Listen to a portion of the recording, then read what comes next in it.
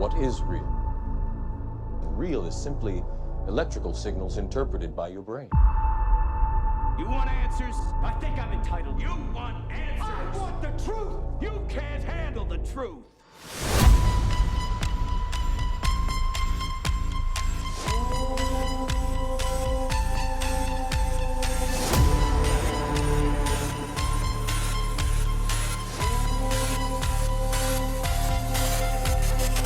Open your mind.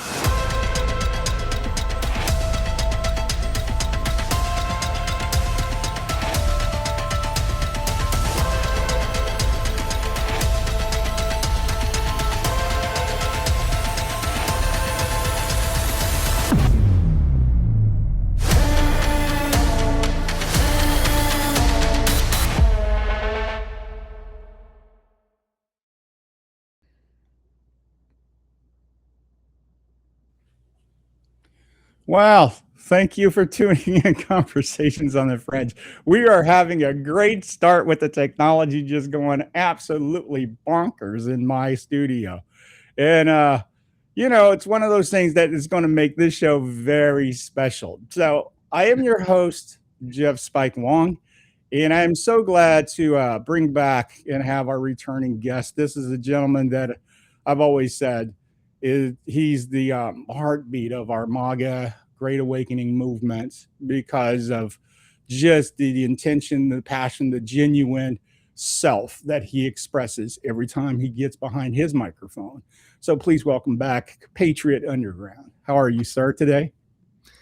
I'm doing well, Jeff, and it's great to see you again. I don't know if I deserve that title, but it's certainly it's well taken. I really do appreciate the compliment. I just, as you know, my whole objective is just to tell people the truth about what I'm thinking and what I'm feeling. Sometimes it's not always a popular take. Sometimes it is, but I find that more often than not, that folks resonate with that above all things. I've often said that Yes. I may be wrong, but I'm not lying to you.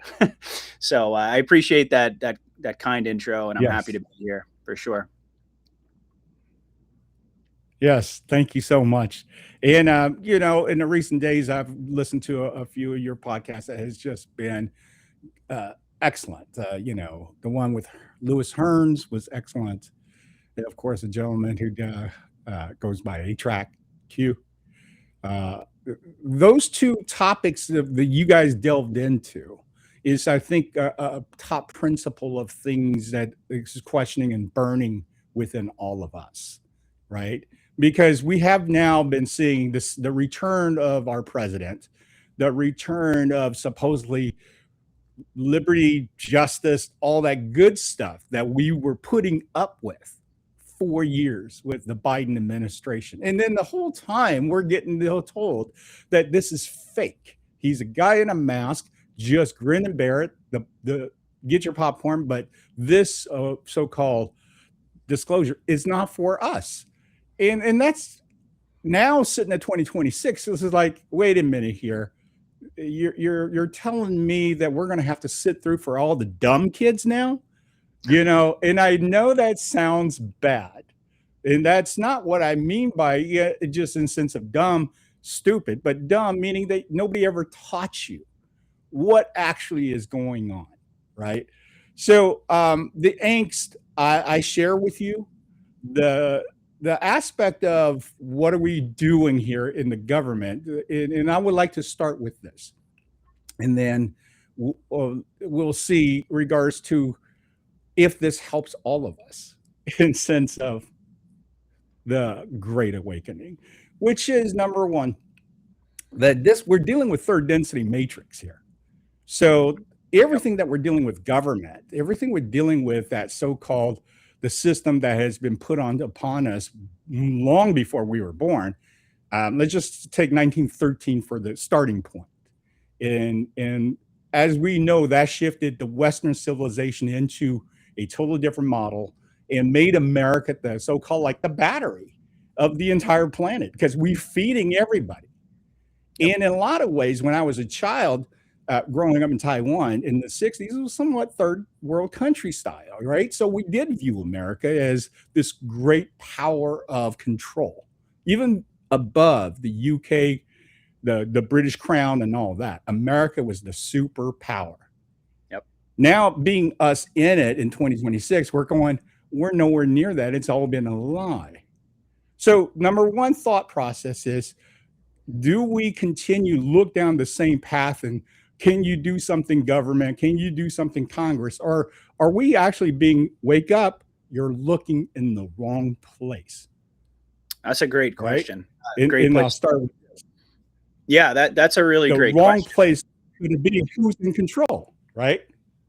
Yeah. Who is actually in control? Is it the reptilians? Because I've asked so many people, you know what? 100% of feedback I've gotten so far is not of this earth. They're not humans, or we wouldn't be treated like this.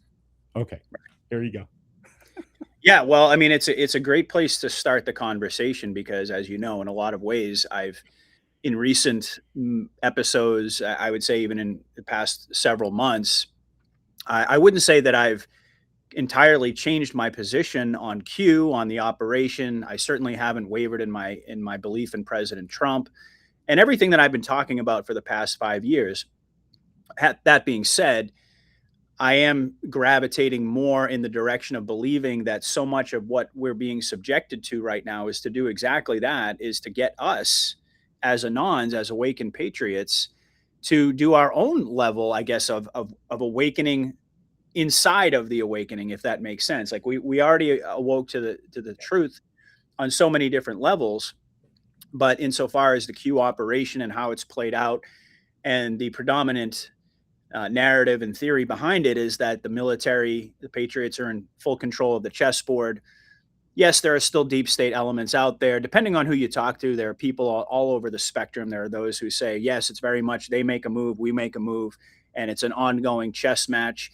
And then there are others, and I was in this camp for a very long time, who had essentially adopted the attitude that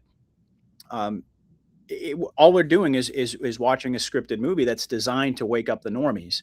And I believe it was Derek Johnson who kind of came out and coined the term the target audience, saying that, you and I, everybody watching this, we're not the target audience. This is all being done for the normies, etc.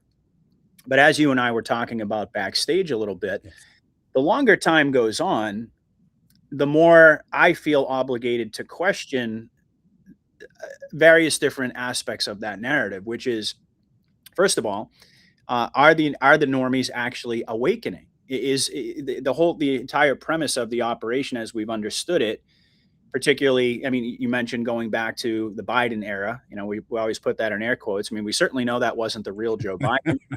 That's not even debatable. Yeah. But during those years, it was very easy for us to accept this idea that this is all theater. This is all theater of the absurd, in order to wake up the normies and ultimately set the stage either for military intervention during Biden's tenure, or after that didn't happen, of course, when Trump came back in January of 2025, that 4-year period was to essentially meet that objective.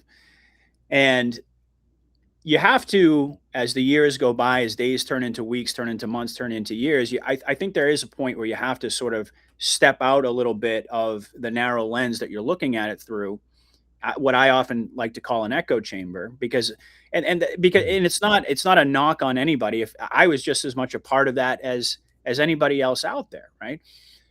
But when you step out and you sort of look at the situation a little bit more objectively, and I know we all have this experience because, we have these conversations, people tune in, they listen, and we walk away feeling much better about where we're at. But then, of course, we encounter the quote unquote normies, the real world out there, whatever, however you want to phrase it. And there's always been that pretty tangible disconnect between what we're talking about and the stated objectives of the operation and whether or not they're actually being achieved. So that's one level where I've sort of, I don't know exactly when it happened, but that was one of the things that prompted me to pause and perhaps reconsider this idea that maybe this movie isn't just simply for the normies, and maybe they're not the only target audience. I'm not suggesting that they're not, that all of these psyops aren't intended to have an effect on them, but are they also intended to have an effect on us as awakened patriots, as Anons? Because as it's been often said, we are the plan. Ultimately, humanity is the plan, right? It's the That's right. military is the backstop. Trump is the public facing, public face of the operation, if you will, with the military behind him. But the prevailing attitude that we just kind of have to sit back and enjoy the show and eat our popcorn and just wait for them to drop the hammer. I think as time goes by, that narrative, for me personally, I felt obligated to question that. And as far as the target audience, I mean, think about it for just a moment here. What does that really mean? The target audience, like all of this stuff is being done for this specific demographic of normies, which of course is the vast majority of humanity, right? But who is the target audience of a movie really? Is it the people who are barely paying attention to anything? Or is it the people, or could it be both? Could it also be that we are very much the target audience because we're the ones who are tracking every single detail at the granular level? And so if that's the case, then what does that mean? And then when you couple that with the pretty dramatic shift in optics, I trace it back to somewhere around the Charlie Kirk. I'm just going to call it an event because who knows what actually occurred. But we know there's a laundry list of anomalies. We don't need to revisit that. But there was some sort of a shift, it seemed to me, where in January of 2025, we were like full steam ahead. Trump and his administration came out guns blazing, record number of executive orders. And immediately they were talking about the Epstein files. They were talking about JFK. They were talking about all of these things that we've been waiting for. So I'm just like, hallelujah, here it is. Here we go. And of course, that didn't go exactly the way that I had hoped. And I'm sure there's several people out there who would probably be in agreement with me. But, we adopted this attitude that, okay, they're doing kind of like a staged rollout of all this to get people engaged, right? To get people to pay attention. And you can certainly say that that was effective on multiple different levels, because, just take the Epstein files, for example. Last time I checked, it was like 90% of the public wants the full unredacted Epstein files to come out. It's a bipartisan issue. So you can say that it's been effective on certain levels, but at the same time, there was also a pretty dramatic shift in optics in the Trump administration. And it's been getting, I would say, increasingly obvious to me that even if you want to go back to early March, when we supposedly started bombing Iran, a lot of people thought that it was just going to be a quick, kind of like Venezuela, we're going to be in there, we're going to achieve a couple military objectives, and we're going to get out, use the military strategically. And here we are still in this sort of quagmire where we wake up every day and it seems like the war has ended and started again twice within the same day. And that's just one example of what I would call negative optics of the Trump administration, that he's seemingly has shifted his positions on a number of substantive issues. Most prevalent, of course, would be his essentially getting into bed with the Zionists. Pretty much surrounding himself with Zionists in his administration, his relationship with Netanyahu, his support of Israel's military conquest, etc. That was a major divide within the MAGA movement. And of course, he also did a lot of, you can call it manufactured division if you want to, but nevertheless, there was a major chasm within the base of the MAGA movement that started, I think even before. It started with the bungling of the Epstein files, but then it just built up. And then once we were, quote unquote, at war with Iran, there was just this huge split.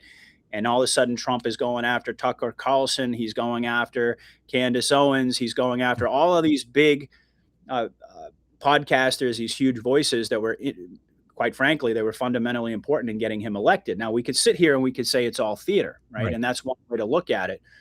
But my perspective, and I know I'm giving you a long-winded answer here, is that I've arrived at the point where I believe that patriots need to be a lot more forceful in demanding for justice and accountability, because ultimately that's the way I've always defined victory in this war. We can go through this endless cycle of psyops and rinse repeat over and over and over, and then we still look around and we really don't see the needle being moved too much in terms of the public awakening. Meanwhile, people are continuing to suffer on multiple different levels, financially, medically, et cetera, et cetera. So is there a point where you can entertain this idea that maybe, just maybe, Trump and the White Hats are doing this on purpose so that eventually all the anons, even though they're posting every day out of the White House accounts, like Trump, Patriots in control, trust Trump, don't be a panic in and all that. I'm almost wondering if that's sort of a reverse psychology where it's like they're sending us mixed messages. They're sending us like they're saying, don't be a panic in, trust the plan, trust Trump, everything's going to work out okay. But then the optics continually get worse and worse and worse with the AI, the data centers, the robots, the surveillance state, all of these existential threats that are happening all around us. I believe that they're trying, and Mark Atrack and Mark Messina talked about this a little bit, that they're trying to induce their own level of cognitive dissonance into anons because we are part of the target audience as well, and get us perhaps to shift in a different direction. So I'll leave it at that. I don't want to go on for too long. Yeah. But as a matter of fact, you hit a lot of it. Yeah. Yeah. I forgot about The points that you're making on the frustration aspect of it is something that we all need to hear and really open up and talk about. Because, especially guys like us who goes work and take care of family and so forth, you just don't want to sit there and have any kind of, a piss party of going on when you're done with the thing and just be so distraught with how things are going. You don't want to take it to your family. Very few have enough friends to be able to do this with. So I think what we're going to do today on talking about this is going to help the big picture. Because one of the things you talked with Hearns about was about the within self, right? The spiritual self in understanding the inner self that's connecting with what's going on. And let's just look at the surface stuff, like the war stuff, right? Is there actually a Ukraine-Russian thing going? I mean, come on. So, we see enough postings throughout all of social media that it just looks like there's nothing going on other than money sent. Thank you. And now we are starting to see a lot more of the social media across the board on all levels of government, NGO, stealing, flat out theft. Right. Okay. So we now get this influx of information. Of course, it's going to overwhelm us. This is like, you've been telling us lies all my life. I should go to a 4-year degree and be in debt so I can get a decent job. And now that's being debunked, all kind of stuff like that. But I really think that with all this, we need to then back further from the picture. Because we have to look at what has Trump been telling us? Okay, the Epstein file's out for 5-6 years now, right? But even before then, I think there's quite a few of us got dripped on. I don't know what the source was. I can't remember it. I just know that there was influx of, they're eating kids, or because I've been in black magic, I understand rituals and stuff like that. I just didn't know how extensive that everybody was involved with it, right? So that somehow got put on the shelf because that's much more broader, deeper than just third density matrix stuff. We really now have to really understand energy, how it never dies, how it works, and we're not being taught that still. Okay. And that's why I said we need to take even a bigger picture within what's going on. Number one thing I think we need to do as just human beings collectively say, what do we really want? And no debt, no stress, no angst, nothing. If I want something, I should have it. So replicators that can have technology assimilate using energy, create matter. You're telling me we don't have this because they can't just come out and tell the society that this technology exists. So the UAP file, the UFO thing that Trump kind of keeps on pushing, but not. And then, of course, influx of social media freaks out on capture 1948 and all this. So if we look at that picture, technology, is that something we want? Because we can't go, oh, AI will destroy us. Oh, cameras all over, surveillance is going to be invading my privacy. Well, there's that. Or now I have surveillance 360 that somebody who's in need of help because somebody don't know how to behave can be stopped. So we have to look at the good and the bad, what we want from it, right? One of the key factor that really modern stories of being contemporary of within the last month, the CERN thing got shut down. Nobody seems to really jump at that. And Hydro Collider and that energy and the Shiva out in the courtyard doing rituals, I'm kind of like going, maybe we should look at that a little bit more, because this is something that we're just not being taught, right? It's not like we learned that in 11th grade or anything. But at the same time, if this thing is creating a time shift, or autism that was stronger or weaker, whatever it may be, that we need to know how to prepare for it. Because like you said, the Charlie Kirk event shifted us. And I felt that too. Yep. All this against MAGA to slowly start to trickle and start dividing us is because we keep on buying into the division of thought, opposed to what do we really want, right?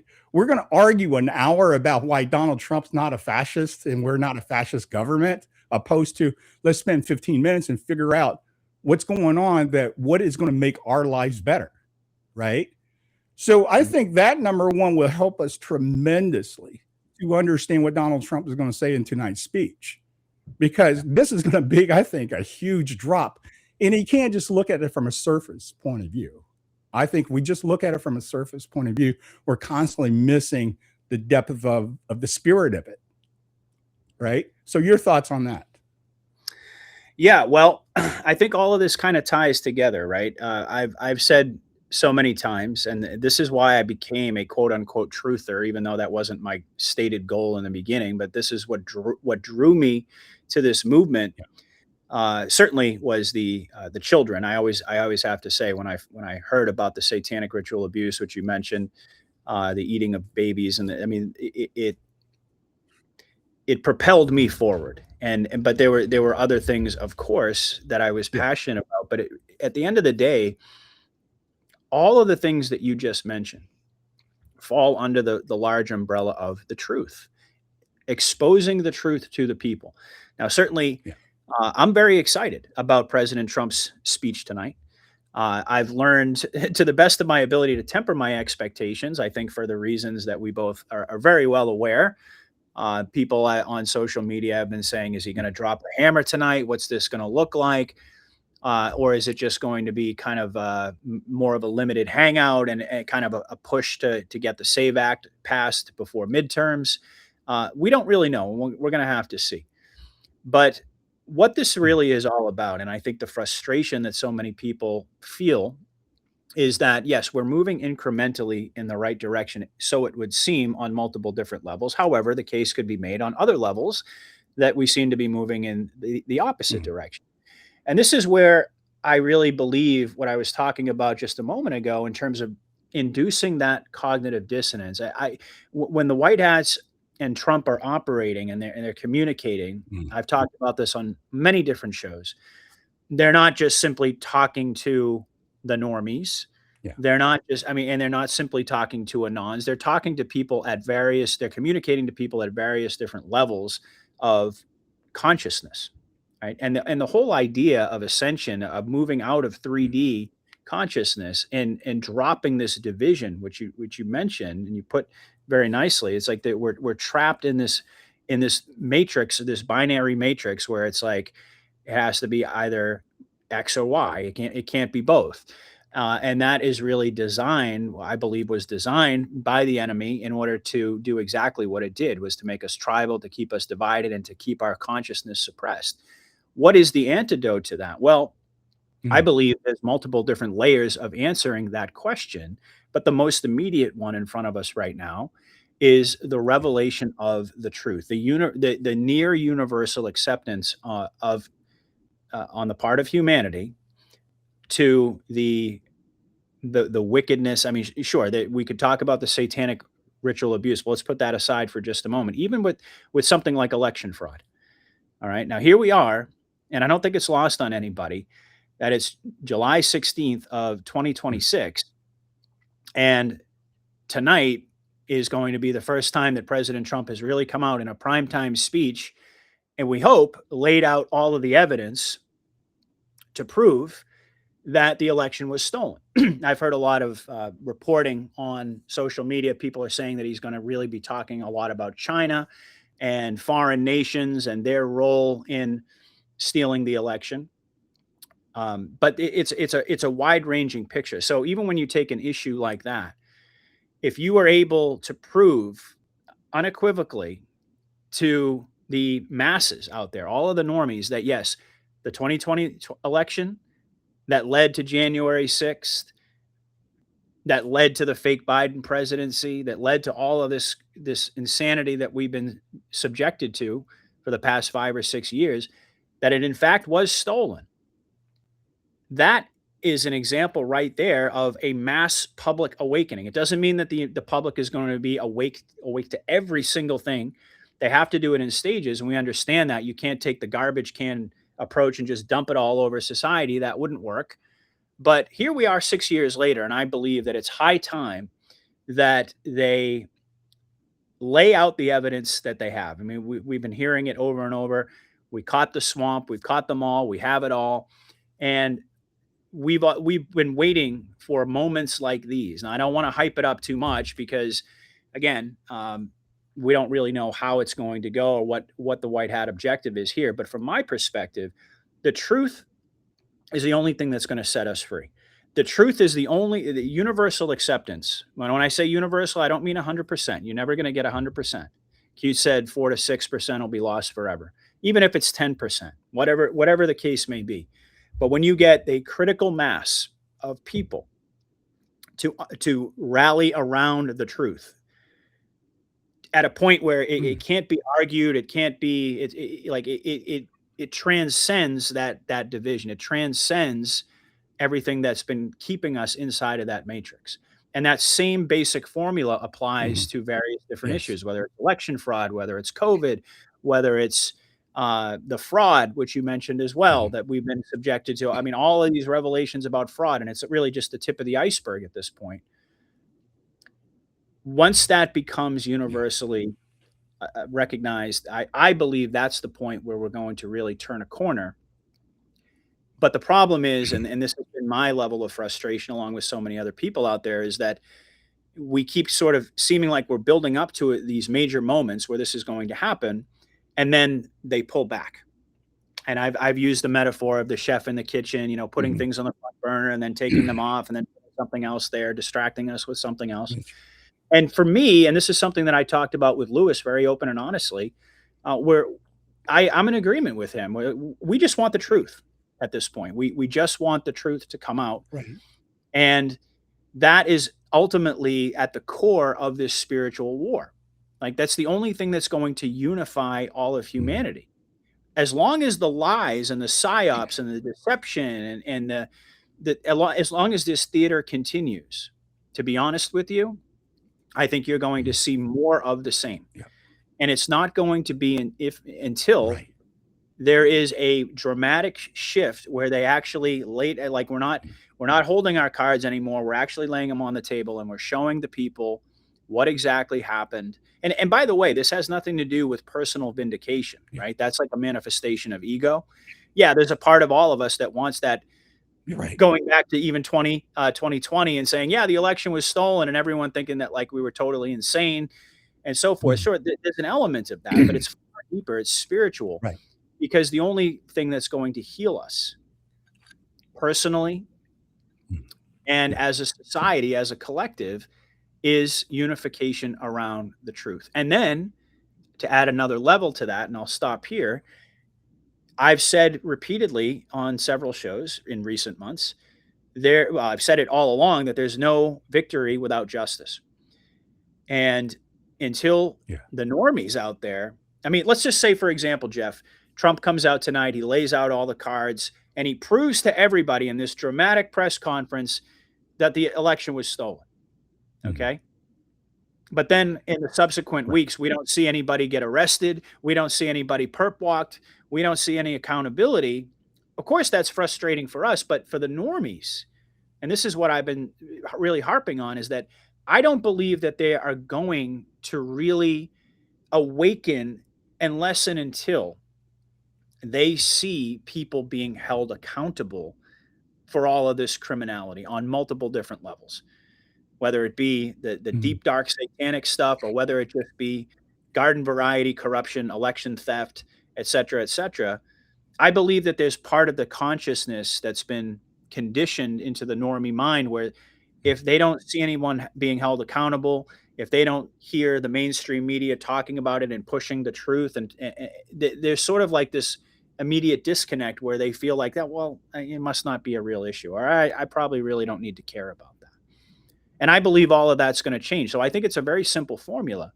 We've kind of overcomplicated it, but gradually reveal the public to the truth. And I think we're kind of at the point now, is particularly with the 2020 election, where gradually is sort of out the window, where 6 years later, at a certain point, nobody's even going to care anymore. It's going to be so far in the rearview mirror.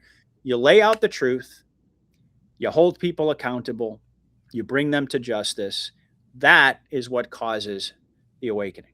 And people, like I've said, rallying around the truth, that is representative of the unification of humanity. Short of that, you're just going to get more of the same, in my view.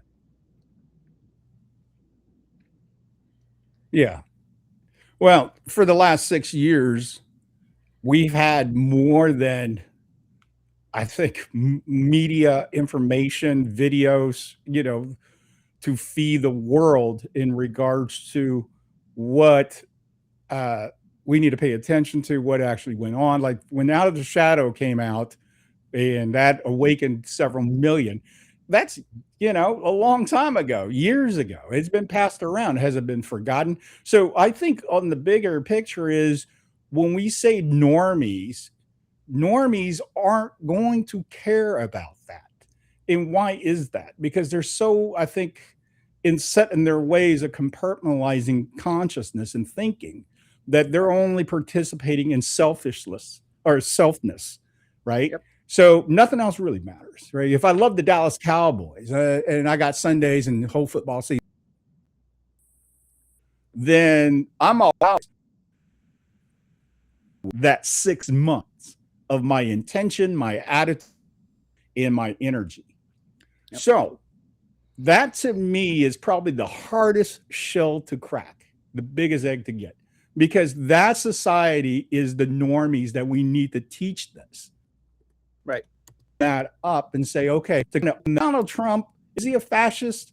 Well, it depends. What's fascism? Totalitarian, authoritarian, everything's on the right, no left liberal, no democracy. And folks, let's do some homework here. Democracy. What is democracy? Majority rules. That's the number one mathematics of it will never work in a successful business model, in a band, in any project I've ever worked. That majority rules make a better product, make a better experience, make a better life. Never. So I think these are the things that we kind of are, I don't know, we get introduced to it, but we don't make it really a big thing because I think, number one, fake news is still controlling a lot of bullshit. So a lot of the feed that goes into our social media is still chopped up fake news, right? And then on top of that, there's going to be trolls and idiots that wants to be the sensation fake news. So that makes certain things really hard to decipher. X, when it became X right after Twitter, it cleaned up quite a bit. Now it's kind of all garbaged up again just because of people realize, hey, the power of what this machine is doing for us. Yep. And when I look at the situation of why isn't the threat of Donald Trump to the oil business making it an immediate effect? Like, why am I not going to the pump and seeing 199, right? Mm-hmm. If he's saying that, hey, oil's is lowest in cheap. So we already know in a capitalist society, big corporations care about this people up to a certain point. Then if you ever work in corporate America, you come to realize you're nothing but a number. You're a worker ant. In this, my wife been through this and so forth. And the more is it, have our consciousness shifted?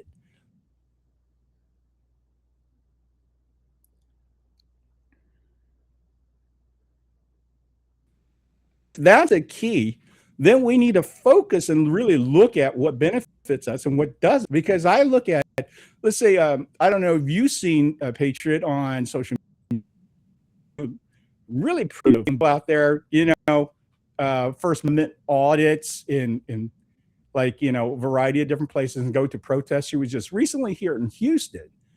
And again, she's talking to liberal lefts, purple hair, the typical.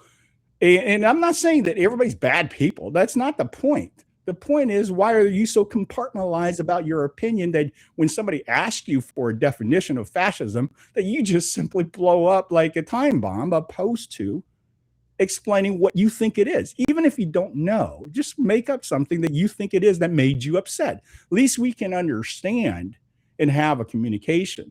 So the key factor, that one of the underlining that we need to have, especially with the MAGA community, is not to divide, but have even now a deeper meaning of communication. And with that, Patriot, let me kind of bring up certain things to you, to your idea and your point of view, and so that way we could talk a little how social media is it helping us, feeding us, in the sense that it's beneficial. Now, and I'll start with this, and I've said this, that X, when I scroll X too much, I start to get racist behavior, because the contents, they constantly barrage me with the black race being just, unruly. I mean, and to the point where when I go to TikTok, there's black people who civilized, like friends of mine and so forth, would start to make videos talking about this, right? The other side of the coin is I could sit on TikTok and buy 45 sucks, pigs, like pigs, because you see so much violation of the First Amendment, right? Just floats out, uneducated about law, and yet wearing a badge and a gun. Mm-hmm. Business for many years. What you see on a movie on a screen, believe me, it may be cut down to that 3 seconds from that 3-minute scene. So I get it. Right. But where are we at with the behavior? That's the key, right? So let's talk about that a little bit. Okay, yeah. I mean, because there's a nothing burger. Yeah, I'll do the best I can. Because I was hoping that this would. Okay. Yeah. So there's a little bit. If this becomes a nothing burger, what was your best foot forward? If what becomes a nothing burger? I missed your feed is breaking up, so I'm having a difficult time following you. But okay. So as I was saying, that if we go through this speech tonight and we consider a nothing burger, right, what's your first best foot forward in, let's say, the betterment? What can we do to not take this into a negative direction? Okay. Well, you said a number of interesting things about social media and things like that, which I'll comment on in a moment. But as far as tonight, the way I look at it is I don't anticipate that Trump is going to come out and he's going to just have a slam dunk. I mean, the White House is and Trump himself, they're building this all up. They're hyping it up. And we've seen this pattern happen many different times, where Trump has said this is going to be Liberation Day for the country, or this is going to be one of the most important moments in our history. And then the event comes and it, to use your term, it in the eyes of a lot of people, it kind of seems like a nothing burger. In retrospect, you can go back and you can say, well, there were these comms that were delivered and there were messages that were encoded in his speech. But that's usually about as far as it goes. And that tends to be what a lot of Anons, including myself, would revert back to in the face of the disappointment of not getting the major boom moment that we were just talking about, that quite frankly, the public needs to shake them out of their apathy. What we revert back to is, okay, well, we didn't get what we expected, but there were a number of different comms and so on and so forth. And I understand all that. And there are a lot of people, great anons, brilliant minds that do this far better than I ever did, right? In terms of decoding and deciphering and being able to align the lines in Trump's speech with certain cue drops and timestamps and so forth. That was never really my major forte. I'm kind of more of a big picture guy. But that inevitably is going to happen. He's going to come out. He's going to make a speech. There's going to be a bunch of different comms, and that's going to be what a lot of folks latch on to. And I guess the wheels just keep on spinning, right? But I've kind of gotten to the point where, while I recognize that is a part of this overall operation, I don't want to simply have to sit back and decipher comms and to look at coding in his speech and so forth, because again, we're the only people who pay attention to that. We are truly the target audience there. They're sending messages to anons like, trust the plan, patriots are in control, etc. And I'm sure we're going to get more of that tonight.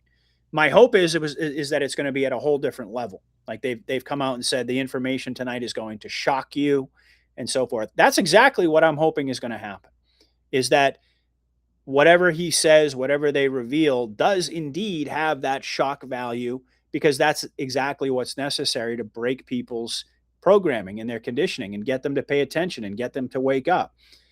If that doesn't happen, then I suppose my position is going to be what it's been all along, especially more and more these past few months, which is to say, okay, that was a step in the right direction, but it wasn't enough. We need more. They need to lay all this stuff out at an even deeper level. And like I was saying a moment ago, they have to actually start holding people accountable. I mean, there's only so many times you can come out and say, well, there's an investigation into this, there's an investigation into that. This group of people did this, that group of people did that, and then see nobody actually being perp walked, held accountable, etc. So I think that's, in essence, that's going to be my, I guess, a fallback point, if you will, is I'm not really going to be falling back on anything, because I suppose I'm anticipating that this is probably the way it's going to go. Why is it being shown to us? Okay, hey, Patriot. So yeah, I was just saying in the midst of my answer there is that my fallback point is going to essentially not be one, which is I'm just going to continue to be consistent with my message, which is that until they actually hold people accountable and arrest people and bring them to justice and start to right the wrongs of all of these crimes that were committed, I don't really think the general public is going to care all that much. And in a way, it ties in to what you were mentioning about social media being so divisive and seeming to be used. It's like it's a tool like anything else. I mean, the internet is a massively powerful tool, as is AI. That the question always becomes who's wielding it and for what purposes. Obviously, social media can be, and we've seen most of the time, it's weaponized to keep humanity constantly fighting with one another. And not asking the larger questions. Now, there could be sort of a dichotomy there, where at the one level they're exposing us to all of this stuff to get us really angry and hyped up and to get people to engage and pay attention. But on the other hand, it's also seeming to kind of increase that level of division, which is exactly what we need to transcend. And my answer to that has been consistent all along. You cannot expect that the general population that is constantly lied to, constantly fed propaganda, constantly bombarded with media to keep us divided, to keep us angry, to keep us fighting with each other, to keep us pointing the finger. You can't expect under those conditions that we are ever going to get out of that 3D matrix mindset, that we're ever going to unify. Again, it comes down to the truth. I think we've kind of reached a point, Jeff, to be honest with you, of diminishing returns as far as the psychological operations are concerned, as far as the way social media is being used, the constant rinse repeat cycle over and over and over of just distracting us with one thing or another. Even if you can make the case that there are nuggets of truth getting out there, they're not having the impact that is necessary in order for humanity to break its programming and to unify and to come together. You have to keep your mind and you have to stay focused, at least in my opinion, on the objective of the operation. And if you're seeing it move in a direction where people are getting more divided and there's less unification around the truth, there's less of an ability to even identify the truth, I say that that's problematic. And it could be that a part of this whole process is to have us as essentially as thought leaders, as truthers, etc., to no longer give our energy. You were talking a little bit before about the matrix and us powering the matrix and so forth in terms of our consciousness and our energy. We continue to do that over and over and over. We continue to repeat the same cycles. And if humanity is the plan and the military is the backstop, that means that leaders, thought leaders, and political leaders all across the board have to emerge and have to say that this paradigm is toxic to humanity, and that the only thing that's going to heal us is full transparency, full disclosure, justice, so that we can then move forward. And then, of course, all of the disclosures of the suppressed technology, a new financial system, etc. There's multiple different layers to it. But unless and until we can all collectively rally around the truth, you're just going to get more of the same, because this is the way that the whole system was set up. And I understand that the white hats are using it. They're trying to reverse engineer it to wake people up. And I get that, and I support that effort. I believe in that. But I also think there's only so far that you can go with that before it starts to be counterproductive. There are a lot of people out there who have made the conscious, whether it's a conscious decision, and that would be for the awakened people, or whether it's a subconscious decision for the normies out there, to disengage and say, this is insanity. I feel like we're not really making any real progress here. The flip side of that coin is, you remember the energy and the momentum and the excitement when Trump came back in January 2025, 77 million Americans voted for him. There were a lot of people who crossed party lines. There was a sense of rising unity. And in my opinion, here we are about a year and a half later, and we've pretty rapidly gone in the wrong direction. In my view, again, I'm not in charge of anything. I'm not a military planner or anything like that. But in my view, you have to, instead of playing all of these games, instead of constantly subjecting us to these psyops that we're just going to go through this cycle, then we're going to forget about it, then we're going to go to another one, and then we're going to do the same thing, and then we're going to forget about that, and then it's like a perpetual thing. To me, that's not really helping at this point. I believe that we've reached a stage of critical mass in terms of the folks out there. If you haven't woken up, I mean, let's just go back in time a little bit here. If COVID didn't wake you up, if the stolen election didn't wake you up, if 4 years of fake Biden and seeing people in masks and all of these psyops didn't wake you up, and now a year and a half into Trump's third term, we're seeing all of these negative optics. I mean, if you haven't woken up by now, in the absence of full disclosure, the truth, justice, I don't believe that you're going to.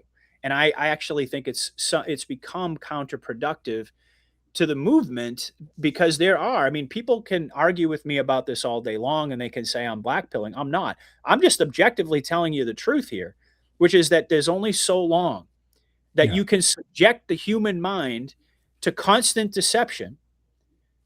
There's only so long you can say, hey, look at all this fraud. Hey, look at all this satanic ritual abuse.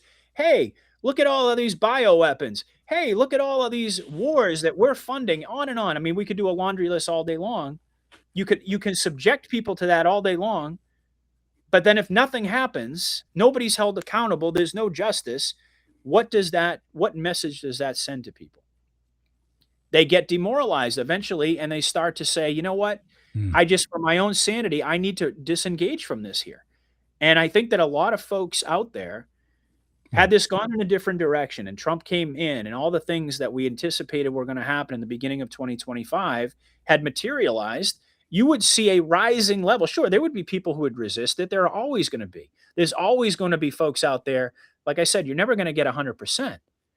But when you had 77 million strong come out in support of this agenda, you build upon that. You unify the people around the truth, but instead it's gone in a very different direction. And to me, that's what's caused a lot of my sense of frustration. And it's recommitted me to being a lot more objective in my analysis and not just simply sitting back and saying, well, I'm just going to trust Trump and I'm going to trust the military blindly. Meanwhile, there's all of these, like I mentioned, I think already tonight, there's these existential threats. The fact of the matter is, Jeff, is they are right before our eyes building between Palantir and Flock and all these different companies. They are literally building a surveillance grid. Now, I understand that you can't make that technology go away. You can't just say, oh, we're not going to take part in that. But at the same time, humanity is not really a part of that discussion. This is an agenda that's being rolled out without our consent.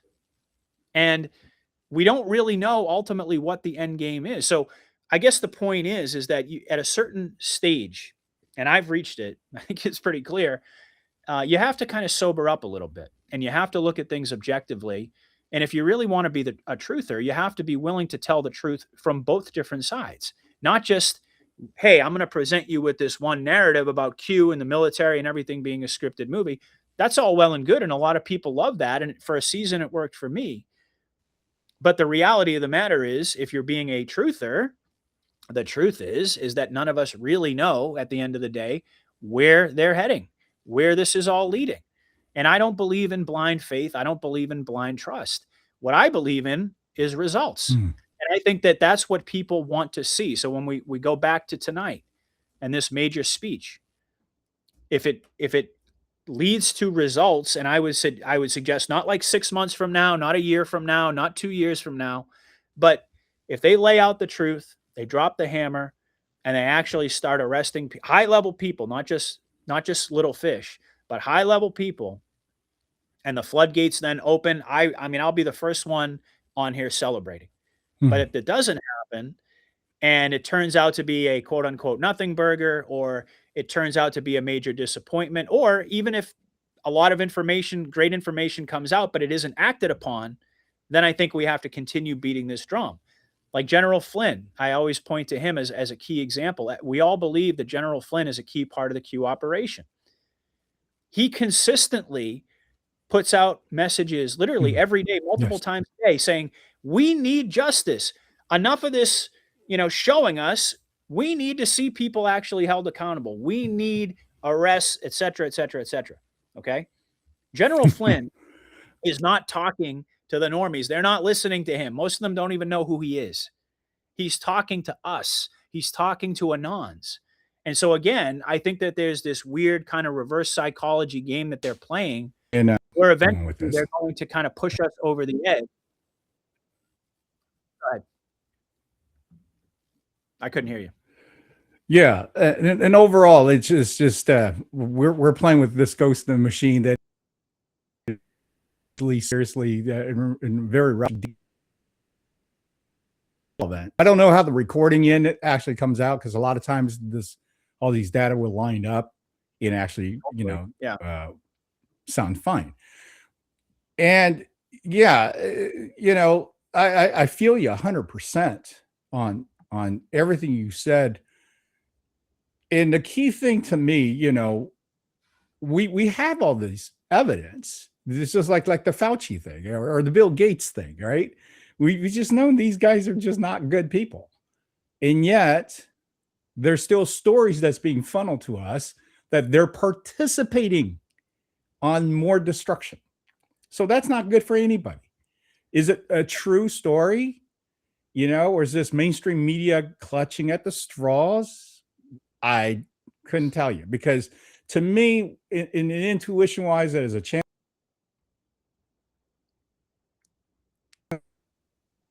Just like being in the ocean, that you can't just go pin down and go, oh, it's going to happen here. It's going to be that. So I don't see that happening. Even if we went and fixed our election system and then really come back and say, hey, 2020 was this and everything null and void. 2016, we have proof of all this Russia, and all these people has been put away. That's a huge win. But For the guy who's making $60,000 a year with 3 kids, is that helping him? You see what I'm saying? In regards to, is this still part of the greatness of now we're going to have a fruitful country and so forth? And how long is that going to take? Right. And that's the key factor that I think that affects everyday Americans, that a lot of people call normies, because they're just so tied up with their energy within something that, number one, is tolerable, number two, is comfortable, because of that, overwhelmingly, there's a high percentage of people that do not want to work that particular job for their career. And that's okay. But if you latch onto it and this is the means to live and eat, then it becomes a habit, right? So these normies need, I think, the kind of break that's just like Jesus rose from the dead type of event. If Trump went up to the podium today and go, we're done, the world is peaceful now, let me introduce you to the ambassador of Palladians. Big, tall, blue people came walking out. Will that be something that was shattered everything? Because if that happens tonight, and I don't know, because again, he's been saying all this UAB report, you go figure it out. Why is he giving us that? And also for all of us who's had this inquisitive minds about, we're not alone in this universe. Oh, well, there's documents of secret space programs and trillions of dollars goes into that. So how much money do we really have, or how much wealth do we really have? And if we kind of send that across the board, will we all never work and just go and pursue a passion for the rest of our lives every day when we get up? So to me, that is the fork in the road that we have to decide as humanity. That is the normies that you have to break out of that, because I just have friends that is so in that normie comfort, if you will, that they're willing to take the risk, like professional gambling on an app, and throw away thousands of dollars. Why?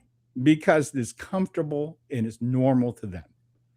So I'll give it back to you in regards to, I know you have a history of looking at a broader spectrum. You've interviewed quite a wide range of, experiences and talents and so forth. So this is not new to you either, and the key thing is, are we even there? Because how do you expect to really explain med beds to people where you can cellular reconstruct yourself into a younger, vibrant, healthy self? No. Those type of things. Okay. So it's, there's a lot of things there. As far as what you were talking about with the normies, okay, I think you make an excellent point, which is the way that the Matrix was constructed was to do exactly that, to give people just enough, but so that they could power the Matrix, they could be that battery, but like just enough in terms of like their their work day, so they have a couple hours at the end of the day, a weekend, go on a vacation here and there, whatever. Just enough to keep them locked into this mentality, right? What's going to break that? What's going to change that? Well, there's a lot of different answers to that question. I think what it really comes down to is, and it's also contributory to what I was saying about folks disengaging. It's very easy to disengage when you're already overloaded with a million different stressors, with a million different stimuli every single day, and you're working hard, you're concentrating on your bills, just getting by, raising your kids, going to work, the same cycle. That's the way that we were all programmed to exist.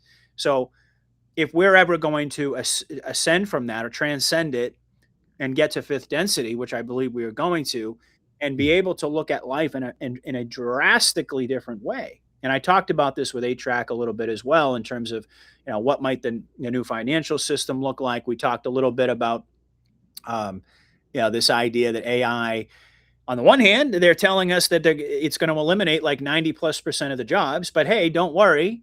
There's going to be a universal high income, and you're more or less everybody's going to be all the menial tasks is going to be done by AI. There's not going to be any more grunt work. There's not going to be any more need to get up every day and grind 9 to 5. And we talked a lot about what that would mean for the sense of human identity as we know it. Because like I was talking about, that's the way that we were programmed. And so in the absence of work, even though most people don't like their job, they kind of view it as a part of their identity.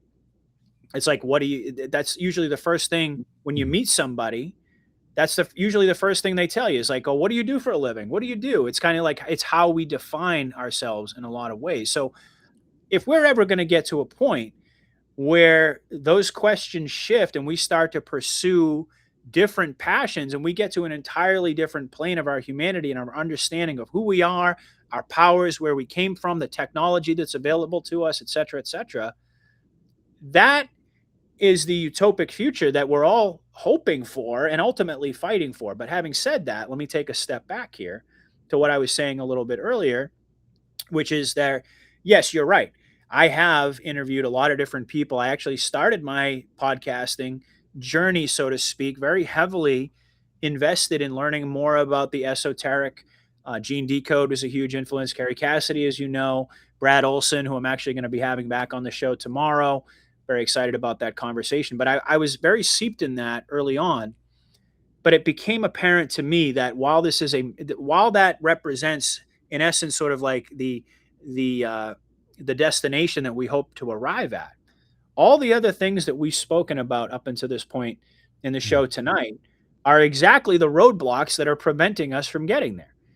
Because until you break that paradigm and you get people to rally around the truth, and you get this sort of universal understanding of that there was this satanic evil cabal, human and non-human, that has been controlling humanity for thousands of years, until you get, and that's actually a pretty big jump. But let's just say we can't even get people to agree that the 2020 election was stolen. And that's the point, is like, there has to be it's like there are rungs in the ladder. We can't skip past COVID and 2020 and, the Epstein files and all these things. We can't just skip over that and expect that humanity is going to embrace this entirely new outlook on life. I don't think that you can get there. That's why I continue to harp upon, you have to tell people the truth. That is the first step in the awakening, is acknowledging the truth, processing it, healing from it, and having a reconciliation period for humanity where we all come together, where we all realize that we were victimized by a common enemy. Now, I don't expect that Trump is going to get up there, like you said, and walk out with, some non-terrestrials or anything like that. I don't believe that is going to happen probably for a while. I think what they're doing with the UAP stuff and all that is they're seeding this narrative in the consciousness of humanity for things that are going to come later. But that's the thing, is like, I'm not really worried about that right now. My main focal point is, can we get the quote unquote normies out there to actually acknowledge the truth? That is the first step. That is, to me, it's the key ingredient. It's the foundation that everything else is going to be built upon. And that's also a big reason why I've been so critical of the incessant psyops. Because while I've acknowledged that it's paradoxical in nature as it may be, that they're using deception as a way to get people to prepare people for the truth, there comes a certain point where there is no substitute for the truth anymore. You have to, you can't have a foundation. You can't have a society, much less an entire species, humanity. You can't have this path to ascension. You can't have this exiting of the matrix without a universal, and I know I've used that word a bunch of times tonight, but it's really, to me, that's what it's all about. This is about unifying humanity around the truth. And once that happens, and we can all agree that 2020 was stolen, and we can all agree that there was this plan to depopulate us. We can all agree that we've been victimized by the same common enemy. Once these people have been brought to justice, then it opens up myriads of different possibilities for subsequent conversations. But you have to do things in a certain order. And I believe, again, like I've said so many times, that we've reached a place, in my view, where they've laid the groundwork. Q did an amazing job. Sorry, I got a bug here. Q did an amazing job in laying the groundwork, creating the grassroots movement. The truth movement was there, but it was relatively small prior to Trump and prior to the Q posts. What that did was it just was like, I've heard people refer to it almost like truth or boot camp. You know, it put all of us through this education process and got us engaged and built this massive community that's worldwide now. And so it served its purpose. And even the psychological operations, like you didn't hear me complaining about stuff all that much back in the quote unquote Biden presidency, because it all made sense that they were doing this for exactly the purposes that we already outlined. But now that we've crossed into this new territory, and yet we're facing yet another election, and I do believe the timing is very important here, which is why they're talking about 2020 prior to the midterms. But having said that, we need to see results. Humanity is not going to move forward unless we actually see tangible results. And as Anons, I mean, look, I'm just one person with an opinion. I'm not going to change anybody's mind or the course of their journey or what they're going to do. But in my view, we would be a lot better served if we banded together and spoke with one voice and said, in so many words, enough of the bullshit. And let's actually put our cards down on the table here, and let's stop fueling, because that's a big part of it. We, as Anons, are fueling this process of endless psychological operations. It's just like they wouldn't produce movies if there was no audience.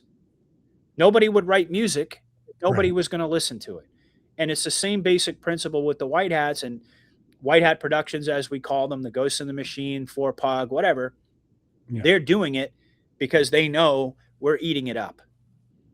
But at the minute that we say, enough of this, we're not interested anymore in comms. We're not interested anymore in deltas. We're not interested anymore in these limited hangouts and these rug pulls and this endless cycle. What we want is for that cycle to end, and we want justice, and we want it now. If you have the truth, you have the proof, show it to the people, because that, quite frankly, my friend, is the only path forward. And I'm convinced of that. I really am convinced of that. There is simply no substitute for the truth. It's the foundation that is going to be the future. And in the absence of that, you're building on you're building on another faulty foundation, and it's not going to last. Yeah. So, hope that answered the question. Well, I think the election topic is definitely the one that could either be really resonating deeply and passionately, or to someone, the other side of the normie fence, which is, I don't care because politicians are crooks. So therefore voting is moot because they're going to do whatever they want anyway. Well, there's that level. And for the longest time, folks, there's that level of apathy there that we were talking about. Because I was so focused. Yeah, go ahead. Well, let me say this. The mindset behind why I didn't participate in that part of the so-called reality is because I was so ingrained and focused about professional career in the entertainment business as a guitar player. When you're practicing 10, 12 hours a day, you're so stuck on the way of life. Those things don't matter to you anymore because you just don't care. You care about your excellence and your capability of possibly being in the arena to become a quote unquote rock legend or whatever musical, anomaly. And when you strive for that, like athletes, like actors, there's so many fields of excellence that they get so locked into. It's very easy to turn the other cheek against the politicians because they all come across like crooks, right? Well, they are. And we've learned this past, I mean, just Congress alone on both parties is the responsibility of the national debt. It's them. It's none of us, because we're sitting there getting yanked into jail if we don't pay our taxes and whatnots. And this is the part that I think the people are waking up to. And it's extremely scary because if you do face it, you have to know it. And that's the truth you're talking about. Mhm. But if you stay stupid and ignorant of it, then it just seems to be like a lesser evil, and it doesn't hurt as bad. And how do you break that paradigm to the people, Well, right? Because it seems to be that what we went through woke up some. mhm. But when we look at the bigger picture of 2026, where do you take the stand at? Where is the percentage do you think we're at? Of awakened people. Yeah. Oh man, that's a tough question. Or shifted? That's a tough question. I mean, I certainly would argue that we're a lot farther along in terms of where we started. I wouldn't question that. The backsliding I was talking about more had to do with what you were just referencing there, which is the sort of people just disengaging and falling back into their own self-centered habits or their own. And by the way, we all have passions and goals and things that we want to achieve in life. So that's not a knock on anybody. And I think that's what separates us Yeah. as Anons and our audience, of course, from the masses is that we can kind of walk and chew gum at the same time. Like we're going through our lives, we're pursuing our own goals and passions at the same time, but we also deeply care about the trajectory of humanity and where we're headed. How do you get people to care? Well, Mm. a lot of folks have said that's where the financial component comes in because Yes. if humanity can't agree on anything else, the one thing that they can agree on, I'm sure, is their ability to access their money and to be able to pay for their lives and provide for their families, provide for their own personal needs, et cetera, et cetera. So the case has been made by many people, and I can't really find fault in it. Although I wish it were different. I wish that it were satanic ritual abuse and trafficking children and eating babies that would be enough to get people to actually care and pay attention. And who knows? Like I was saying before, if they put out all the Epstein files and then they followed it up with a whole bunch of arrests and executions and so on and so forth, then maybe people would. But I think what you're talking about is that Mm. people tend to kind of revert back into ignoring things because it's almost like a defense mechanism. It's learned helplessness. They don't feel like they can ever actually change anything. Yeah. They say to themselves, well, this is just the world as it is, and I have to learn how to navigate it, and I have to learn how to get the best out of my life for myself, for my family, for my loved ones. And I'm not suggesting that's bad because that's ultimately a noble effort. But in order to get people to really care, it may take some sort of a financial crisis where people are locked out of their, they lose their stock portfolio. I mean, I don't believe that it's going to be anything so dramatic where everybody's bank accounts just simply disappear and so forth, because that would cause mass chaos in society. That would be counterproductive. But that might be the shock Yep. event that would be necessary in order to really engage humanity as a whole. It's a sad commentary, I think, on humanity that it might come down to money that's going to get people to pay attention and care. But regardless of whatever it is, I'm all for it. If that's what it takes in order to get people engaged and then subsequently roll out other layers of evil, then so be it. But what I've been very consistent on is that you can't expect. I mean, you asked the question a little bit earlier. It was something along the lines of how humanity deciding what we want. Like how do we get to that point where humanity as a collective decide what we want? We're so far away from being able to have that conversation right now. What do we want collectively? You can only answer that question for humanity once the unification process happens, regardless of the various different forms that it could take. But I truly believe that if you start with something like election fraud, or you start with something like COVID, and you hold people accountable, but you don't stop there, and then it just leads to the next level and the next level and the next level. Gradually, what's going to happen to the human consciousness is they're going to realize that, oh my God, there actually is this secret cabal. There actually is this devil worshiping cult that has been suppressing all of us for our entire lives. That is it's not my neighbor that's responsible. It's not, It's not the black guys that I see on social media that are acting all crazy, even though like that's the way they condition us to think. Meanwhile, so that we never look at the puppet master above, right?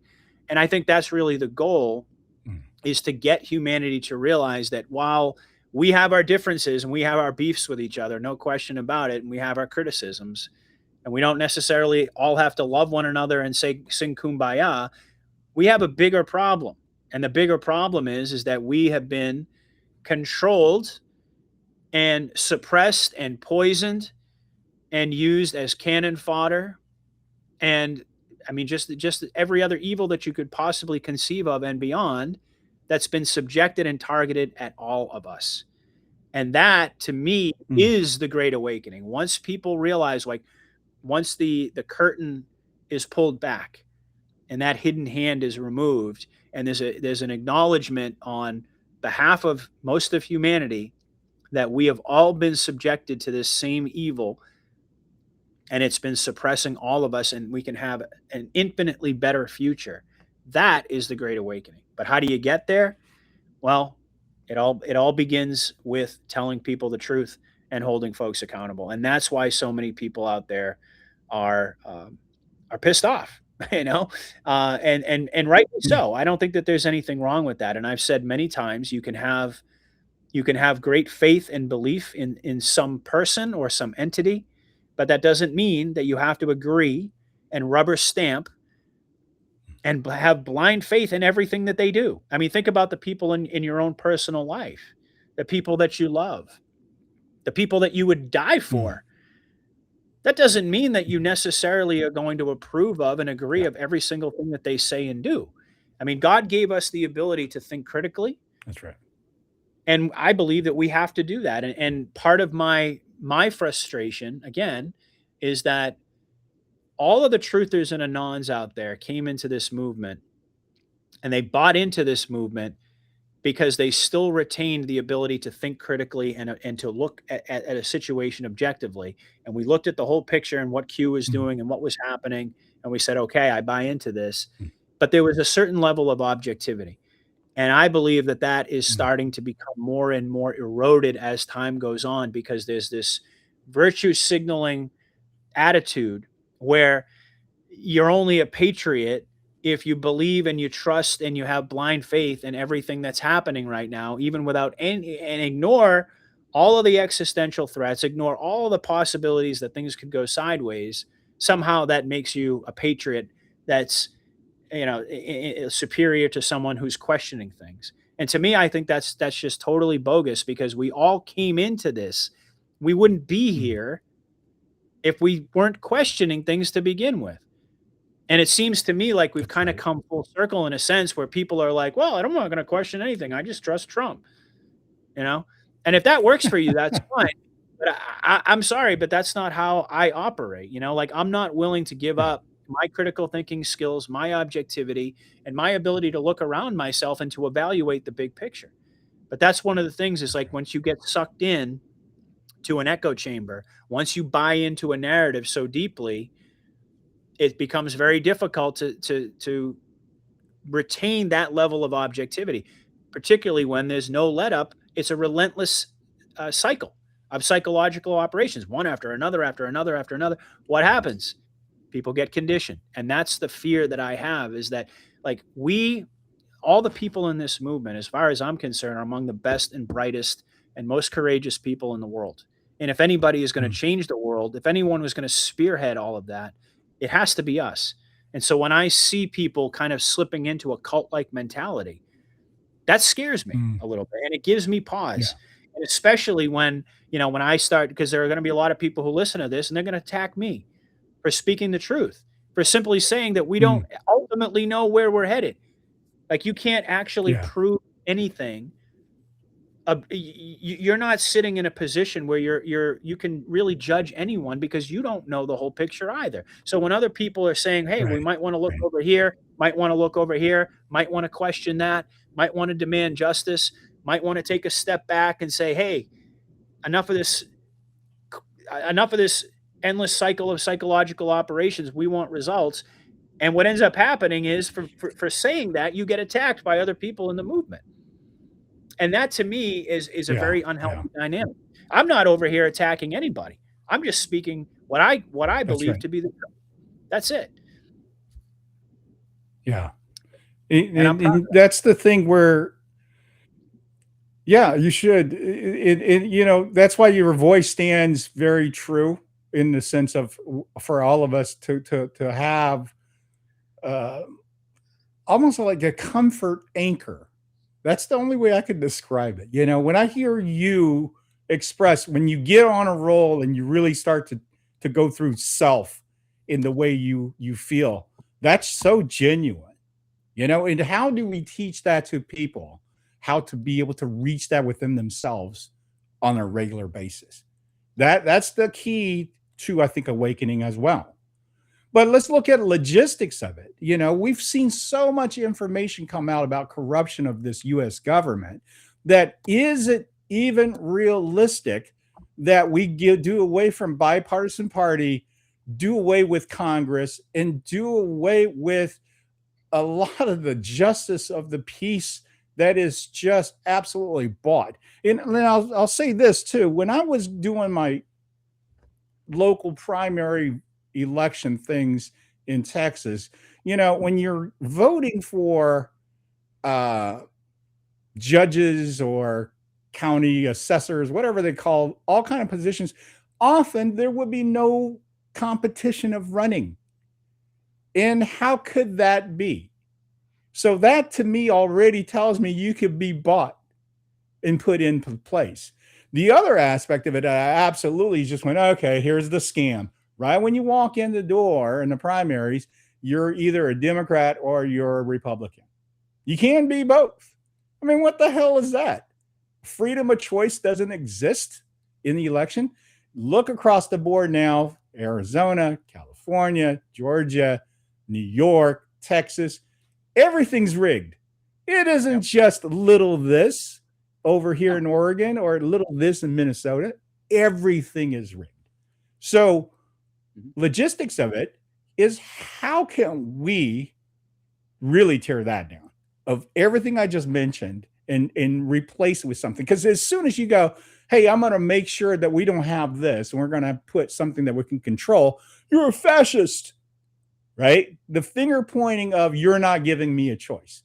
But Fripp, let's be real. I'll give you democracy. Oh, then you buy your friend and then I'm out of the picture. What the hell is that? Well, we have the illusion of choice. That's exactly what it is. And I don't know if it may have been George Carlin who said it. I can't remember, but somebody famously said that if voting actually mattered, they wouldn't let us do it.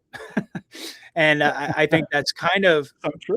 Yes. becoming more and more apparent to people, and that's a good thing. And I do believe that Trump's speech tonight could be a major, major marker historically looking back on that. I mean, yes, there are a lot of folks out there who are disengaged from politics. They don't think it matters to them. Like you said, oh, they're all crooks or whatever. I'm just going to go about my life, and whoever gets elected, I'm just going to deal with it and whatever. Yeah. But I would say that most people out there, they do genuinely want their voice to be heard. They genuinely want to live in a system where their voice matters. And it's been made painfully obvious that our voices do not matter. As a matter of fact, the Supreme Court, in one of their most recent opinions, basically said no cap on political spending. They likened it to an infringement on the First Amendment if they were to limit the amount of money that politicians could receive and so forth. Which I personally think it was a terrible step in the wrong direction. I mean, what we really need is campaign finance reform laws. But in the broader spectrum, a broader picture, a lot of our founding fathers were very much opposed to political parties because they knew that eventually it was going to wind up exactly like this, that these two political parties would become these leviathans, these monsters unto themselves. And even worse, they ultimately become two wings of the same bird. And you just get the illusion of choice. So I think there are a lot of folks out there who have gotten that, I do believe that's a big part of the rising level of consciousness. Like, people can see that. But there's still obviously an enormous amount of people on both sides, on the right and the left, who simply think it's a matter of getting a Republican or getting a Democrat. Um, but the reality of the matter is, I mean, I'm sure you could you could agree with me on this. Even if you're not a quote unquote awakened patriot, how many election cycles can you go through before you start to realize that nothing ever really changes and shit just pretty much gets worse for humanity as time goes on? It doesn't get better, it gets worse regardless of whether it's a Democrat or whether it's a Republican. And you look at the situation now, we've got a Republican president, we've got Republicans in control of the Senate and of Congress, we've got a majority Republican Supreme Court, and we can't even have basic, we can't even get the Save America Act, which, and this points to what I was saying before in terms of people getting it, right? Mm. They want their voices to be heard. They want free and fair elections. This is something that's supported by like 90% of Americans. Think about that. The will of this That's right. of the country, the will of the masses, 90% is overwhelming. And they're saying, "Oh no, we can't do that. We can't do that. But we can send, trillions of Yeah. dollars over to Israel and Ukraine and all these other places like that." That goes through. It's like rubber stamped. But anytime the American people want something that's actually going to result in the way that this constitutional republic was set up and designed to run. See, that's the thing. If we went back and we reverted back to our constitutional republic principles and abolished this idea of political parties and just simply had people vote on their positions, not worrying about towing the party line, not worrying about lobbyists and special interests and all of these things that have totally corrupted the system, I think the system could ultimately fix itself if you gave people a voice back. The problem is that again, this is an area where it could all just be theater. It could all just be part of the scripted movie. But it seems very much like that process is being stonewalled over and over and over again.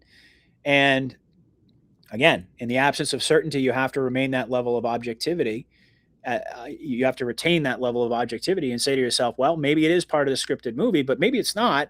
And maybe we need to be a little bit more active in pushing in this direction against this political machine that has suppressed the voices of the people and has worked against us at every turn, no matter who is in office. And when you see these glaring examples like the Save America Act, or even the Epstein files, the full unredacted release of the Epstein files, you see like 80-90% of the people want it across party lines. On the one hand, that's a good thing because it is an indicator of some level of unification. But the fact that we don't get it is what keeps us divided. So I think that in the future, my belief is that we're not going to have a Republican, Democrat, Coke versus Pepsi illusion of choice. What we're ultimately going to have is a system where people vote, a system where people campaign on and people vote on principle. And also perhaps some amendments where we could, constitutional amendments where we could hold these people accountable a lot quicker than 2 years or 4 years. Like if they say the things they need to say to get elected and then they get into office and they do the exact opposite, we should be able to recall them right away and say, get the hell out and have another election. Yeah. And that could be something that could be enabled by technology massively, blockchain technology and so forth, to be able to have a free and honest and open election and to be able to do it at a moment's notice.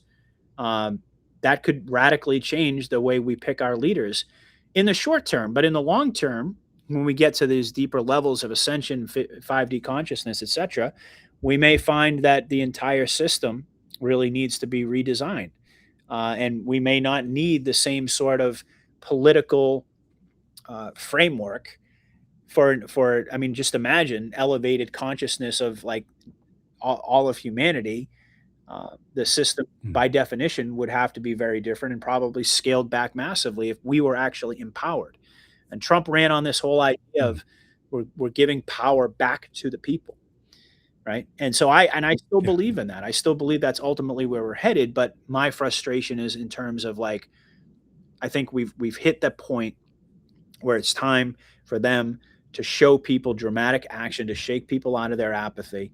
I mean, I don't know about you, Jeff, but I don't want to spend the next 10 years, decoding psyops and all of this type of stuff. I want to get on with my life. Right. I want all of my followers, all of humanity. I mean, like, I believe and trust in humanity and its ultimate Yes. goodness. If we're not weaponized, if we're not pitted against one another, there's no, I mean, we were created in the image of God. This is a spiritual war, like you said earlier. And we have unlimited potential as soon as we get this albatross out from around our neck. And at that point, the sky is the limit. But, and I truly believe we're at that historical crossroads where we're about to break free one way or another, whether it's through the Q operation and a controlled collapse and and all of that sort of thing, however it plays out, whether it be that way or whether it just be maybe something else, maybe God has a different plan. But either way, our consciousness can't be suppressed forever.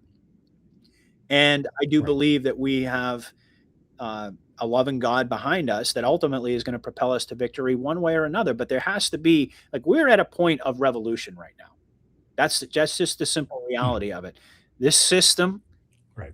this evil system cannot continue to exist. I mean, when people can't pay for the basic necessities of life, when their viewpoints and their voices don't matter and their rights are being infringed upon, that has always been the recipe for a revolution all throughout history. That's just a fact. And I do believe that we're hitting that critical point in our journey, our collective journey, where something's got to give and something's got to change. And my opinion on it overall, again, is that I do believe that there is a benevolent military operation ongoing, but I'm going to continue to be critical of said operation, and I'm going to continue to question it because I don't know that to actually be a fact. What I want, what I care about, my allegiance is to humanity, it's to the truth, wherever it leads. Yeah. I'm not here to be a cheerleader for Trump. I'm not here to be a cheerleader for Q, even though for a long time that's essentially what I was, because that's where I was on my journey. My consciousness is far beyond simply the Q operation and Trump. I'm looking at a much bigger picture here. Yes. And that's so well put. I could feel your intention in your path on that. And we're rolling up around, 90 minutes. So I want to drop the last doozy on you here. Yeah. Is that because of the shift is so tremendous, because the destruction and disassemble of the end for the new beginning, where do you see religion sit in humanity? I think that there's going to be, as a part of the spiritual awakening, and I don't think this is coming anytime soon, by the way. I think this is probably one of the most delicate areas of breaking people's matrix. Okay. As I believe I'm a Christian, and I mean, born again Christian. I was baptized as an adult. I made the conscious decision to have a relationship with Christ, but I do not subscribe to organized religion. I believe in a personal, and it doesn't just mean simply one-on-one with God. Like you can still, like, I believe, Jesus said, if two or more of you come together in my name, I will be there. So I'm not suggesting that people can't congregate and worship together and so forth, but even in a church. But I believe that religion has become so corrupted, and even going back to its earliest roots, that it was used as a means of mind control. It was used as a way of dividing people, of causing wars, et cetera, et cetera. So I have a sort of a nuanced view on that. I'm Christian. I mean, my whole life I've given over to God every single day. I lean into God. I ask him to lead, guide, and direct me, but it's a very personal relationship. And I don't believe that anyone is the gatekeeper of that. So in terms of where does religion, where are we going with that? I do believe that eventually people are going to come to realize that the essential truth behind that yes, it doesn't mean you throw out the baby with bathwater. It doesn't mean that, because the churches have become corrupted or because it was used as a means of mind control, et cetera, et cetera. Long before MK Ultra, there was religion, organized religion. Doesn't mean it doesn't change anything about God. It just changes our relationship with God.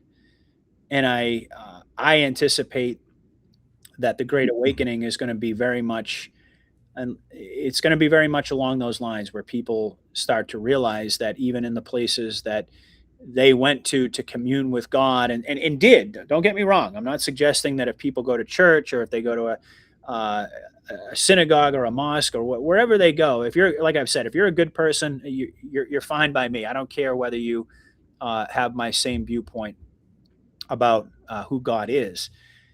I have that personal relationship, so I don't need to force that on anyone. Mm. The reality is that I believe wholeheartedly that God is real. Either he is or he isn't. I believe that he is, but I also think that the ways in which he's been gatekept, the ways in which humanity has been lied to, um, are going to be quite revelatory. I don't, like I said, I don't think it's going to come anytime soon, because I I've thought a lot about it, and I think that's probably the most sensitive area for people, because they're not only are they going to come to discover that their entire lives have been built on a foundation of lies and deception uh, in terms of everything, just about. But to then come to find out that the place that they sought refuge, and the place that they sought spiritual guidance and so forth, was so deeply corrupted. Uh, and that's going to be a big part, of course, of the reveal of the true satanic nature of the enemy, that they've infiltrated all these different religions and institutions, and as a way to mock God, uh, and to attack God loving people. It's going to be very hard pill for people to swallow, but I think it's probably going to be combined with these deeper revelations Mm. about this satanic cabal, and how far this goes back, and the way that they basically engineered and built society. Now, the Masons, that's what they do. They build things, right? They engineer things. They've created this matrix, and at the very heart of it, I mean, it's been military, it's been financial, but it's also been spiritual. Mm. And the spiritual core of it, I think, is going to be Yeah. the hardest for people to accept, but ultimately we'll get there. Yeah. So Yeah. In that's such of a complex, basically truth that you've just shared with us. In that, to me, is something that every one of us should take time and reflect, and invest in ourselves, and think, and research and dig on a daily basis. This yeah, is, I think, where the peace of mind will come from. This is where I feel that also that the connection back to our creator develops strength. It develops the universal connection. Like right now we're connecting, live hypothetically, like a spider web. What we ultimately want to connect is we become the ocean. Mhm. And then that connection is so in depth, so in detail, and so exact, that then the consciousness in the evolution of self can go so much higher, and to be so uncluttered. So therefore, it is expansive and pure at its best. And ultimately, I can't thank you enough, Patriot, because when we talk about these type of topics, and I hear you touch also on, your other podcasts and so forth, of course, it raises questions. So that, for me to have an opportunity to kind of get those kind of questions answered from you, is a privilege and an honor. I appreciate that very thank you, much. my friend. Thank you. I mean, And I'm always happy to do it. I love these types of conversations. And one other thing I will add, and then I'll pass it back to you before we wrap this up. But um, God, I believe, I've always said that this is a spiritual war. It's a spiritual war between good and evil. Mm. But God is not going to be robbed of his glory by any man. And at the end of all of this, when you get to the other side, when all of us get to the other side, and we see that humanity has rallied around this truth, that we were we were just like in the 11th hour. They had us right where they wanted us, to basically destroy humanity, to destroy God's plan, etc. And that somehow, some way, we were liberated, and we liberated ourselves. I think that's, again, the military-civilian alliance aspect of things. This wouldn't have been possible without the military backing the way that we're doing this now.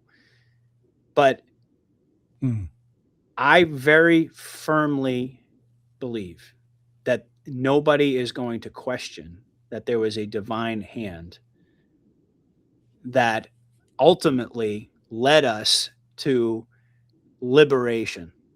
That on the other side of it, there's going to be moments where people look back on this, and especially as we go through it, where it's going to be very, very difficult, if not impossible, to deny that a divine power, a loving God, spared his children from this evil. And what that means in terms of religion doesn't matter. What it does mean, though, is that it's going to prove to the world once again that God is very real. And where it goes from there, I believe that's part of his plan. You know, in terms of religion, in terms of spirituality, in terms of our own ascension. I mean, we're taking the shackles off. That's basically what's happening, is God is enabling this process of us to take the shackles off, to liberate ourselves. And naturally, as a byproduct of that, we are going to become far more deeply spiritual and connected to him as a result of that. So great conversation, man. I absolutely loved it. I'll do it again anytime. Thank you. Yeah, it's for our Red Pill audience and Red Pill family, of course, they're, I think, above average in sense of researchers and just open-mindedness and overall toward what we are experiencing. And what I loved about the opportunity to go deep and talk about this in depth is to create the energy, to create the thought for us to continue to grow and expand and discuss and see what we can do to contribute. So you can subscribe to Patriot Underground on Rumble. I suggest everybody go and do that. You also are on X, right? You do Telegram as well. So quite a bit. You can subscribe. He's got terrific. What was that? Go ahead. Oh, no, I was just saying, I'm on X, Telegram, Rumble. I'm also on YouTube. I'm back on YouTube now. So if folks, you enjoyed this conversation, awesome, and you want to give me a follow, I definitely would appreciate that. Thank you. Absolutely. Like I said, I was there probably on week 1. That's why I embraced this relationship and our conversation so dearly. It just seems like I've known you for so long, and that's the key, folks. Connection, open mind, open heart. Everybody matters, but at the same time, your opinion's your own. So you don't have to make such a definitive decisions on the black and white on everything. Nobody's out to always try to harm you, but yet at the same time, nobody's just out there to try to help you, right? So like and subscribe and share the conversations with on the Fringe podcast.